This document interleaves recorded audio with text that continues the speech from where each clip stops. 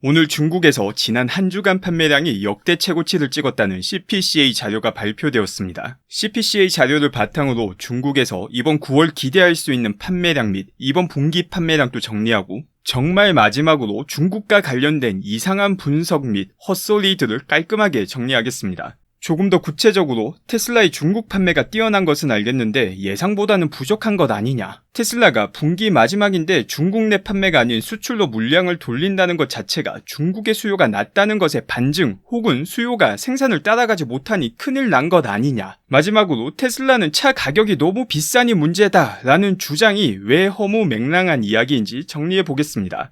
먼저 지금 보시는 내용이 머니볼님이 CPCA 자료를 바탕으로 공유한 이번 달 19일에서 25일까지 테슬라의 중국 판매량 내역입니다. 일주일간 23,000대가 넘는 차량을 판매하였고 이를 일평균으로 바꾸면 하루 평균 3,300대가 중국에서 판매가 되었습니다. 이 수치는 단연 역대 최고 수치이며 지난 분기에 이어 이번 분기도 중국 내 판매는 테슬라 창사 이후 최고치를 갱신하게 됩니다. 사실 이번 분기 중국의 수요와 생산에 관련된 내용을 편집 영상과 라이브 영상으로 3-4번 다루었는데 아무리 다루어도 비슷한 질문을 하는 분은 끝없이 나옵니다. 이번 영상에서도 어떻게 너무 택도 아닌 헛소리를 언론들이 하는지 살펴볼 것이지만 사실 진정한 답은 하나입니다. 스스로 기본적인 자료 해석 능력을 갖추고 객관적인 자료를 확인하는 방법을 익혀야지 너무 택도 안 되는 헛소리에 흔들리지 않는 것입니다. 택도 안 되는 헛소리들은 너무나도 명확하게 회사 가치에 플러스가 되는 자료를 보고 마이너스가 되는 내용이라고 말을 합니다. 그리고는 전혀 상관없는 내용을 끌어와서 이야기를 하는데 기본기가 없는 투자자들은 이게 정말 맞는 것인가 하고 매 분기 매년 찾아와서 저에게 똑같은 질문을 합니다. 어떤 내용이 회사 가치에 플러스인지 마이너스인지를 구분할 능력을 갖추지 못한다면 계속해서 사자들 헛소리에 휘둘리며 누가 헛소리 하는지도 구분 못하고 노이즈에 시달리며 살게 됩니다. 무언가 의문이 든다면 시간을 투자해서 관련 내용을 찬찬히 하나하나 살펴보고 기본적인 경제학 지식을 쌓고 스스로 자료 해석 능력을 키우는 게 이런 노이즈로부터 해방되는 유일한 답입니다. 그러니 만약 이번 영상을 다 보고도 비슷한 의문이 든다면 기본 자료들은 모두 트위터의 머니볼링과 트로이 테슬라이크님을 통해 얻을 수 있으니 스스로 그 내용들을 찬찬히 살펴보며 직접 다양한 시나리오들과 그 결과를 생각해보는 시간을 가지실 것을 강력히 추천드립니다. 진정한 성장은 질문에서 나오는 것이 아니라 그 질문의 답을 스스로 찾아 나가는 과정에서 이루어지는 것입니다. 이런 잔소리 모드가 제 유튜브 채널에는 하나도 도움이 안 된다는 것을 잘 알고 있지만 정말 진지하게 투자를 하고자 하시는 분들에게는 아주 중요한 내용이기에 잔소리 모드를 잠깐 가진 점 사과드리고 저도 앞으로 3-4번 같은 내용을 반복해도 똑같은 질문이 나오지 않을 수 있도록 조금 더 잘 정리된 내용의 영상을 준비하기 위해 노력하겠습니다. 그럼 다시 중국 판매량으로 넘어가 보도록 하겠습니다. 이번에 큰 화제가 된 내용이 기가 상하이의 생산량이 급증하며 중국에서의 수요가 이를 따라가지 못하는 것 아니냐는 내용이었습니다. 먼저 오늘 추가로 나온 일주일간의 중국 판매량을 포함해서 9월달 확인된 중국 판매량을 정리해서 보겠습니다. 지금 보시는 내용은 CPCA 자료를 바탕으로 매주 나온 중국 판매량을 제가 따로 정리한 내용이고 8월 말과 9월 초가 겹치는 일주일 구간이 있기에 각 구간별 일평균 판매량까지 정리한 내용입니다. 자료 첫째 주 15,264대 판매가 둘째 주 18,215대로 늘어났다가 셋째 주는 15,856대로 감소하며 이때부터 다양한 염려가 터져 나오기 시작했습니다. 그리고 오늘 나온 자료인 마지막 일주일인 19일부터 25일까지 기가 상하이 판매량이 다시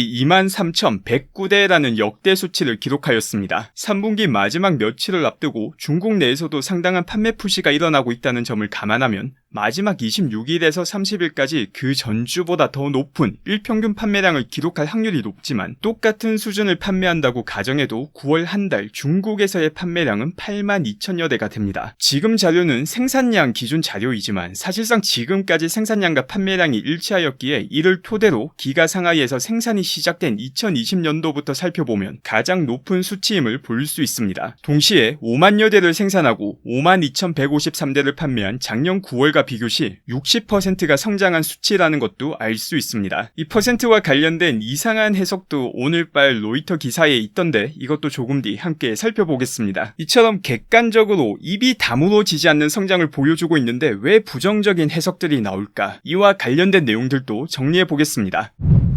뛰어난 것은 알겠는데 예상보다 부족한 것 아니냐 해석부터 보겠습니다. 만약 여기서 예상이라는 단어를 월가의 컨센서스로 생각한다면 이번 분기 판매량 예상치는 35만 8천 대입니다. 자, 그럼 정말 보수적으로 집계해서 이번 분기 판매량이 얼마나 나오는지 보겠습니다. 먼저 앞서 살펴본 내용처럼 중국의 판매량은 9월 25일까지가 확인되어서 사실 대부분이 나온 상태입니다. 여기서 마지막 5일 평균 판매량을 그 전주 평균 판매량과 같다고 가정시 9월 판매량은 8만 2,400대가 됩니다. 사실 테슬라에서 여전히 훨씬 더 중요한 지표는 판매량이 아니라 생산량이기에 제가 정리한 자료는 생산량 기준이지만 사실상 생산량과 판매량 수치의 차이는 3%가 되지 않고 의미 있는 차이를 만들 수 있는 9월 중국 마지막 수출 물량은 따로 집계를 했기 때문에 이 자료로 이번 분기 판매량을 추정하겠습니다. 이 경우 아주 높은 확률로 중국의 3분기 판매량은 19만 7천 대, 거의 20만 대가 나오게 됩니다. 그리고 원래는 제가 상당히 긍정적으로 추정했던 프리몬트도 전분기에 이루어졌던 생산량 증가가 이번 분기에도 딱 그 정도만 진행된다고 가정시 14만 1000여 대가 되며 공개된 빈 데이터를 바탕으로 추정한 기가 베를린과 기가 텍사스의 예상 생산량을 모두 합쳐서 추정한 테슬라의 3분기 인도량은 36만 9천여 대가 됩니다. 월가의 애널리스트 컨센서스인 35만 8천 대보다 여전히 높은 수준이며 이 보수적 기준의 예상치는 트로이 테슬라이크님보다도 여전히 더 높은 수치입니다. 이 수치는 아주 높은 확률로 실제 수치와 가깝다고 판단하기에 앞서 테슬라가 뛰어난 것은 알겠는데 예상보다 부족한 것 아니냐 하는 말은 성립이 되지 않습니다.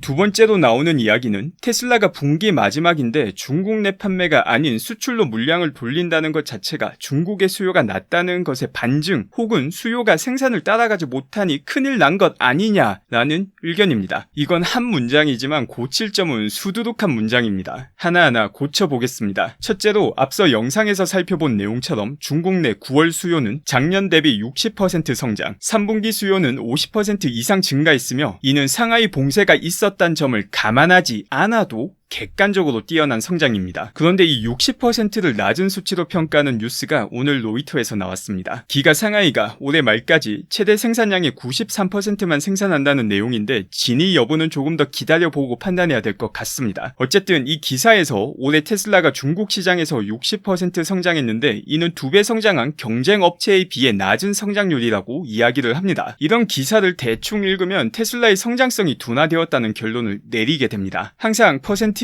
혹은 비율을 이야기할 때 가장 먼저 챙겨야 되는 것은 분모의 절대적인 크기와 변화입니다. 극단적인 예를 들어보죠. 여러분이 로또에 당첨이 되었는데 두 가지 선택권이 있습니다. 100만원이 300만으로 불어난 200%의 수익률을 보여주는 증권 계좌를 받는 선택과 1억이 1억 1천만원으로 불어난 10%의 수익률을 보여주는 증권 계좌를 받는 선택권이 있습니다. 생각할 가치도 없는 선택이죠. 여기서 200%의 수익률이 난 계좌라고 첫 번째 안을 선택하는 사람은 없을 겁니다. 테슬라의 올해 중국 60%의 성장은 수십만 대를 분모로 하는 성장이고 다른 신규 기업들은 수천 대에서 수만 대를 분모로 하고 있습니다. 둘째로 절대적 수요는 높아지더라도 생산 능력 대비 수요가 이를 감당하지 못하니 안 좋은 것 아니냐는 내용은 수요를 이야기하면서 비교 대상이 테슬라의 생산 능력을 말한다는 게 일단 말이 되는 비교 대상인지 생각할 필요가 있습니다. 그리고 전 세계적으로 아주 가파르게 커나가는 시장의 상품을 그 어떤 기업보다 빠르게 생산 능력을 확장시키는 것이 회사의 부정적인 내용인지 생각해 볼 필요가 있습니다. 사실 이런 것까지도 답을 드리는 게 제 구독자분들을 너무 무시하는 것 같아서 죄송한 마음이 들 지경인데 빠른 생산 능력 증가는 당연히 회사 가치에 도움이 되는 것입니다. 셋째로 실질적으로 중국의 수요 증가 속도가 테슬라의 생산 능력 속도보다 느린지 이번 한 분기 혹은 몇 개월의 데이터로 결정을 내릴 수 있는지도 생각을 해봐야 되는 내용입니다. 중국에서 태풍으로 인한 판매량 감소 기간 및 보조금으로 인해 일시적인 수요 왜곡이 일어나고 있는 것을 고려한다면 이번 분기 수요 증가가 절대적인 수치로 뛰어났지만 사실 더 높을 수 있었을 가능성도 다분합니다. 마지막으로 중국에서 생산된 차량을 수출 물량으로 돌리는 게 회사 가치를 낮추는 것이 아닌 올리는 결정입니다. 지금 보시는 내용은 트로이 테슬라이크님이 9월 7일 정리한 모든 테슬라의 공장에서 생산되는 모델별 대기 시간을 정리한 표입니다. 테슬라의 목표 대기 시간은 4주에서 8주입니다. 그런데 각 시장별 그리고 모델별 대기 시간이 이 수준보다 훨씬 낮은 국가들이 있는 반면 이보다 훨씬 높은 국가들도 존재하며 편차가 아주 크다는 것을 볼 수 있습니다. 특히나 편차가 높은 지역은 프리몬트에서 생산해 전 세계로 수출되는 모델 그리고 기가 상하이에서 생산되어 유럽으로 수출되는 모델 3와 모델 Y라는 것을 볼 수 있습니다. 국가별로 속도 차이가 나지만 전 세계적으로 전기차로 전환이 일어나고 있는 지금 시점에서 각 시장을 선점하며 얻는 효과는 아주 큽니다. 그동안 그리고 지금 또 빠르게 성장하는 중국 시장에 많은 신경을 쓰고 있지만 동시에 빠르게 성장하는 다른 시장들을 챙기는 것은 장기적으로 테슬라 기업 가치를 올리는 결정입니다. 특히 슈퍼차저와 서비스 센터 같은 테슬라의 인프라의 가치는 당연히 일정 수준보다 많은 테슬라가 판매되었을 경우 비용 대비 가치가 올라가게 되며 더 많은 인프라 투자를 시행할 수 있는 환경을 만들어 그 시장을 선점하는 데 도움을 줍니다. 대기 시간이 길면 길수록 수요에는 부정적인 영향을 주기에 중국 이외의 다른 전기차가 부상하고 있는 국가들의 대기 시간을 관리하여 이 시장을 선점하는 것은 너무나도 당연히 테슬라의 가치를 올리는 결정인 것입니다. 이를 위기라고 평가하는 사람이 있다면 고든 존슨의 친구라고 확신할 수 있습니다.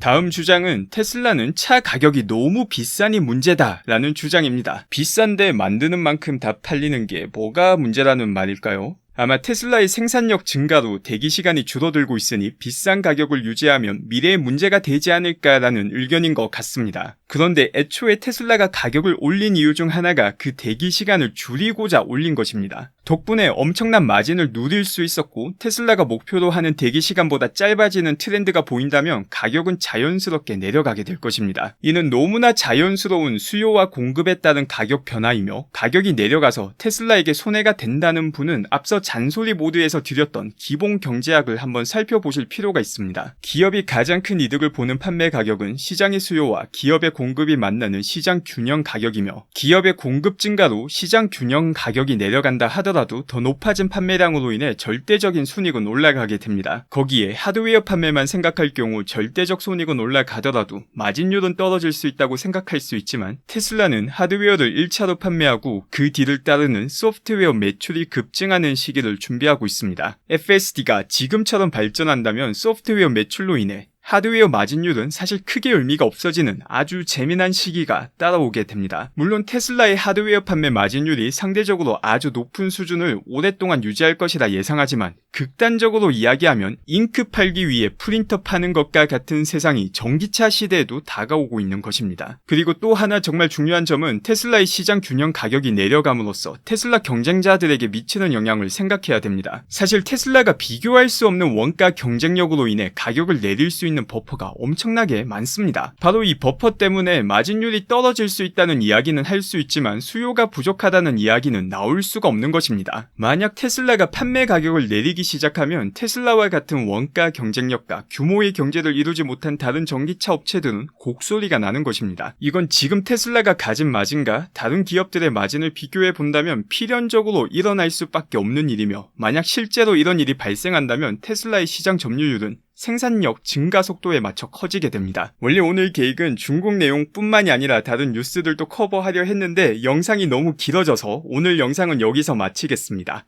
감사합니다.